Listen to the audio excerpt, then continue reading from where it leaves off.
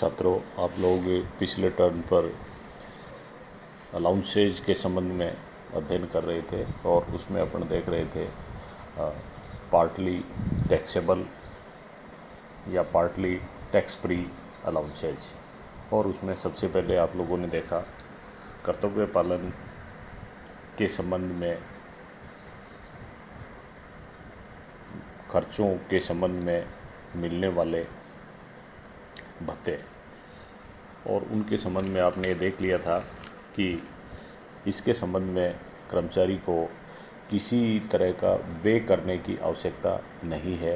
एक सीमा तक इनको बता रखा है कि ये प्रतिमाह इतने कर मुक्त होते हैं। अगर इससे ज़्यादा राशि मिलती है तो वो कर योग्य होता है। आप लोग जो भी इस सैलरी हेड को मेरे साथ पढ़ रहे हैं वो ये ध्यान रख लें कि आप जितना जल्दी संभव हो सके बुक की व्यवस्था कर लें, और साथ साथ में अलाउंसेज का जो चैप्टर चल रहा है वो साथ साथ में आप लोगों को पढ़ना अति आवश्यक है। उसके बिना ये लेसन इतने ज़्यादा फलदायी नहीं हो सकते। तो आप लोगों को इसके संबंध में बराबर मेहनत करनी है। और इनकम टैक्स में ऐसी कोई बात नहीं है कि समझ में नहीं आए, लेकिन हर जगह नियम भरे हुए हैं, तो इसलिए आप लोगों को उसको पढ़ना ज़रूर है। और पढ़ के आप लोगों को ये पता लगता रहेगा कि कौन कौन सी चीज़ें हमारे लिए बहुत ज़्यादा इम्पोर्टेंट हैं, और समय समय पर अपन बात करते रहेंगे। फ़िलहाल आप पुस्तक की व्यवस्था करके उसका अध्ययन करते रहें। तो अंशतः कर मुक्त भत्तों में पहला कर्तव्य पालन के संबंध में था, और वो आप लोगों ने कर्तव्य पालन के संबंध वाले वो देख लिए। फिर उसके बाद में आप लोगों ने देखा निजी व्ययों की पूर्ति हेतु भत्ता। निजी व्ययों की पूर्ति हेतु भत्ता वो नंबर 2 पर देख लिया, जिसका कर्तव्य पालन से कोई संबंध नहीं है। वो कर्मचारी के निजी व्यय होते हैं, उसके बावजूद एक सीमा तक वो कर मुक्त होते हैं। जैसे children education allowance, hostel allowance, परिवहन व्यवस्था में लगे हुए कर्मचारियों के संबंध में भत्ता आदि सारे भत्ते आप लोगों को बताए और आप लोगों को के बुक में दे रखे हैं, जिनका आप लोगों को अध्ययन करना है।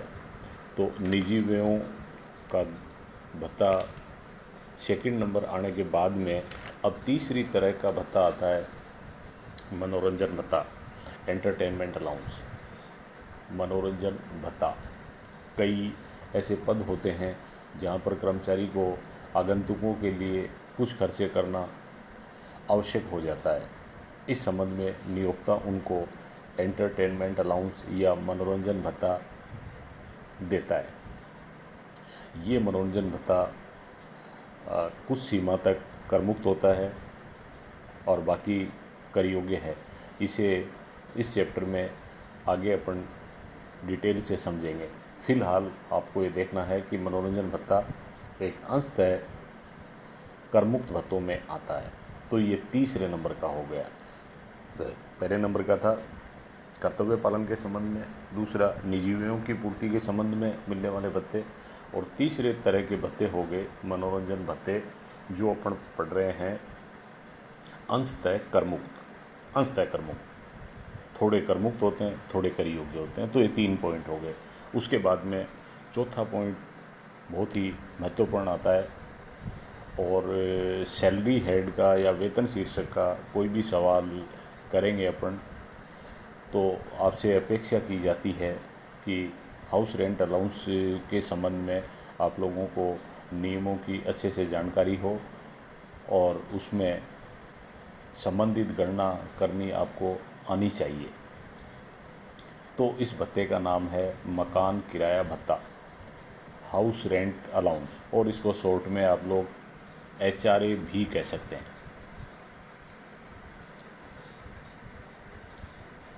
कुछ नियोक्ता अपने कर्मचारियों को मकान किराया भत्ता भी देते हैं। और ये माना जाए कि आजकल लगभग सारे नियोक्ता HRA हाउस रेंट अलाउंस की फैसिलिटी देते हैं। जो नियोक्ता कर्मचारियों को मकान की सुविधा नहीं देते हैं, रहने के लिए मकान नहीं देते हैं, वो हाउस रेंट अलाउंस देते हैं। अब कर्मचारी को जो हाउस रेंट अलाउंस मिला है, कर्मचारी को जो हाउस रेंट मिला, उसके संबंध में आपको ये देखनी है कि उसकी कर मुक्ति कितनी हो सकती है, अधिकतम वो कितना कर मुक्त हो सकता है। इसके संबंध में नियम ये बनाए गए हैं कि कर मुक्त राशि की आपको गणना करनी पड़ती है, और HRA या हाउस रेंट अलाउंस के संबंध में कर मुक्ति की राशि की गणना करने के लिए आप लोगों को 3 पॉइंट दिए गए हैं। सबसे पहले A पॉइंट, संबंधित अवधि के लिए प्राप्त मकान किराया भत्ता। संबंधित अवधि, इसमें इस पॉइंट में 2 बातें हैं। एक तो संबंधित अवधि, कितनी अवधि के लिए। संबंधित अवधि के लिए ये कोई ज़रूरी नहीं है कि पूरे 12 महीने के लिए HRA दिया जाए, तो इसमें लिखा हुआ है संबंधित अवधि, जिस अवधि के लिए मकान किराया भत्ता मिला, वो पहला। तो इसका मतलब ये हुआ कि इसमें HRA रिसीव्ड, पहले पॉइंट में आप लोगों को लिखना है HRA रिसीव्ड, यानी मकान किराया भत्ता संबंधित अवधि के लिए कितना मिला। This is A point. फिर उसके बाद में B पॉइंट आता है। B पॉइंट में ये कहते हैं कि वेतन का या तो हो सकता है 50% या वेतन का 40%। वेतन का 50% कहाँ होता है? वेतन का 50% वहाँ होता है जब मकान, जहाँ कर्मचारी रह रहा है या मकान उसने किराए का लिया है, वो कलकत्ता, बम्बई, दिल्ली और मद्रास, इन 4 शहरों में से किसी शहर में हो।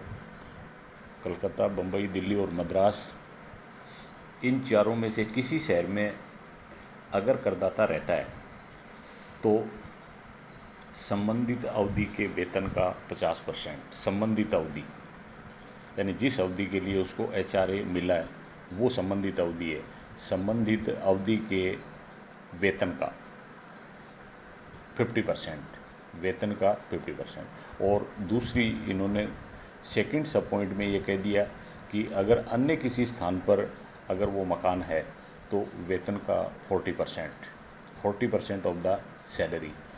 तो B पॉइंट में 2 पॉइंट हो गए, या तो वेतन का 50% हो सकता है या वेतन का 40% हो सकता है। 50% तब जब 4 बड़े शहरों में से कहीं पर वो रहता है, और अगर वहाँ नहीं रहता है, अन्य स्थान पर रहता है, तो वेतन का 40%। ये B पॉइंट हो गया, A point and B point. उसके बाद में C पॉइंट। C पॉइंट ये कहता है rent paid -10% of salary. Rent paid -10% of salary. Rent paid, आपको ये देखना है कि उसने, कर्मचारी ने या करदाता ने कितना किराया चुकाया उस अवधि के दौरान। तो रेंट पेड उस अवधि के दौरान जो चुकाया उसमें से आपको घटाना है रेंट पेड -10% ऑफ सैलरी, उसके वेतन का। और वेतन का मतलब उसी अवधि के वेतन का 10%। तो ये 3 पॉइंट हो गए। HRA रिसीव्ड 40% और 50% of salary, and rent paid -10% of salary. इन तीनों में से जो सबसे कम होगा वो राशि कर मुक्त होगी। तीनों में से जो सबसे कम होगी, आपको तीनों पॉइंट लिखने हैं, A, B एंड C, और तीनों में से जो सबसे कम राशि आएगी उसको अपन कर मुक्त कह देंगे, और बाकी राशि कर योग्य होगी। अब उसके बाद में आप लोगों को एक इम्पोर्टेंट बात, वेतन शीर्षक में बहुत सारी गणनाएं करने के लिए समय समय पर और अलग अलग स्थानों पर ये कहेंगे कि वेतन का इतना प्रतिशत। तो यहाँ पर वेतन का 50% भी कह रखा था, वेतन का 40% भी कह रखा है, वेतन का 10% भी कह रखा है। इसका मतलब वेतन तो अपने को चाहिए ही, वेतन का। तो वेतन की गणना कैसे करें? वेतन के लिए इन्होंने यहाँ पर ये कह रखा है, जो आपको ध्यान में रखना है। वेतन से तात्पर्य है मूल वेतन से, बेसिक पे, मूल वेतन, जो आप लोगों को पहले बताया जा चुका है। मूल वेतन प्रश्न में लिखा हुआ होता है, मूल वेतन। तो यहाँ वेतन से तात्पर्य मूल वेतन से है। और वेतन में कोई दूसरे भत्ते और अनुलाभ, दूसरे भत्ते या अनुलाभ, अनुलाभ का मतलब सुविधाएं, वेतन में शामिल नहीं करते हैं। कब शामिल नहीं करते हैं? जब एचआरए के संबंध में अपने को छूट की गणना करनी होती है। एचआरए के 3 पॉइंट हैं, इनकी गणना करने के लिए वेतन से तात्पर्य है मूल वेतन। लेकिन साथ में एक बात और कहते हैं, और उसको आपको ध्यान में रखनी है, कि अगर नौकरी की शर्तों के अनुसार प्रोविडेंट फंड के लिए अथवा रिटायरमेंट बेनिफिट के लिए महंगाई भत्ता वेतन में अगर शामिल किया जाता है, यानी प्रोविडेंट फंड के लाभ के लिए या रिटायरमेंट बेनिफिट के लिए महंगाई भत्ता वेतन में शामिल किया जाता है, या इसको कई बार इस तरह से भी लिखा जाता है कि अगर महंगाई भत्ता उसको सेवा शर्तों के अनुसार मिलता है, अगर महंगाई भत्ता सेवा शर्तों के अनुसार मिलता है, इन दोनों में से कोई भी चीज़ लिखी जा सकती है। आप लोगों को ध्यान रखना है, दोनों में से ऐसा भी लिखा जा सकता है कि महंगाई भत्ता सेवा शर्तों के अनुसार मिलता है, या महंगाई भत्ते पर प्रोविडेंट फंड के एवं रिटायरमेंट के लाभ मिलते हैं। अगर ऐसा लिखा हुआ है तो वो महंगाई भत्ता भी उसके वेतन में शामिल किया जाएगा। इसी तरह से फिर अगर वो सरकारी कर्मचारी है और उसको डियरनेस पे, DEARNESS, डियरनेस पे या महंगाई वेतन मिलता है, तो इसे भी एचआरए की गणना, एचआरए के करमुक्त भाग की गणना करने के लिए वेतन में शामिल किया जाता है। बाकी किसी चीज़ को शामिल नहीं करेंगे। लेकिन नीचे इन्होंने एक बात इसमें और कह रखी है, अगर किसी कर्मचारी को बिक्री पर एक निश्चित प्रतिशत की दर पर कमीशन मिलता है, कमीशन एक सर्टेन रेट से मिलता है, निश्चित दर से मिलता है, ऑन सेल्स, बिक्री पर निश्चित दर से अगर कमीशन मिलता है तो वो कमीशन भी वेतन में शामिल किया जाता है। तो वेतन में शामिल करने के लिए मुख्य रूप से 3 चीज़ें हो गई।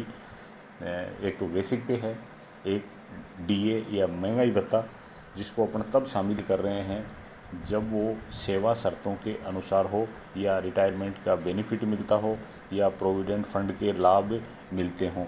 और अगर कोई कर्मचारी सरकारी कर्मचारी है तो सरकारी कर्मचारी की स्थिति में उसको अगर महंगाई वेतन, महंगाई भत्ता अलग चीज़ है, महंगाई वेतन अलग है।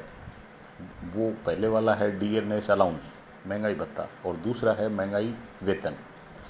तो अगर सरकारी कर्मचारी है और उसको डियरनेस पे मिलती है तो वो भी एचआरए के संबंध में कर मुक्ति की गणना करने के लिए वेतन में शामिल करेंगे। तो ये वेतन में आप लोगों ने 3 चीज़ें शामिल कर ली अगर होती हैं तो, डीएनएस पे, महंगाई भत्ता एंड बेसिक पे। इन तीनों का जब जोड़ करते हैं तो वो कर्मचारी के लिए आता है वेतन, वो हुआ कर्मचारी का वेतन। अब उस वेतन के आधार पर आप लोगों को देखना पड़ेगा कि उस वेतन को एक बार तो गुणा करेंगे, वेतन सैलरी इंटू या तो 50% या 40% से गणना कर दी, या फिर वेतन का 10%, तो आपने वेतन निकाल दिया, वेतन इंटू 10%। और इस तरह से जो 3 पॉइंटों के अंतर्गत अपने को गणना करनी है ABC, और ABC के ऊपर अपन सबसे पहले हेडिंग देते हैं एचआरए के संबंध में कर मुक्त राशि जो निम्नलिखित 3 पॉइंटों में से सबसे कम होगी वो, मान लो HRA की राशि मिलती है 1 लाख रुपए और तीनों पॉइंटों में सबसे कम राशि मिला के सबसे कम राशि मान लो 70,000 होती है और मिलती है 1 लाख, तो 1 लाख में से 70,000 रुपये घटा देंगे और 30,000 रुपये उसके लिए टैक्सेबल होंगे। और टैक्सेबल होने का मतलब ये है कि उसके वेतन शीर्षक की आय में उसको शामिल करेंगे। वेतन शीर्षक की आय में अपन वेतन शीर्षक के अंतर्गत विभिन्न पदों को शामिल कर रहे हैं और करते करते करते सैलरी हेड में सारी चीज़ें जो नियोक्ता उसको दे रहा है वो अगर करमुक्त नहीं है तो वो कर योग्य हैं, तो उनको शामिल करके लास्ट में जब जोड़ करते हैं तब आता है सकल वेतन। अब अपन कल HRA के संबंध में एक प्रश्न करके देखेंगे कि किसी कर्मचारी को HRA के संबंध में किस तरह से कितनी राशियां मिली और उसके लिए करमुक्त भाग कितना हुआ। Thank you.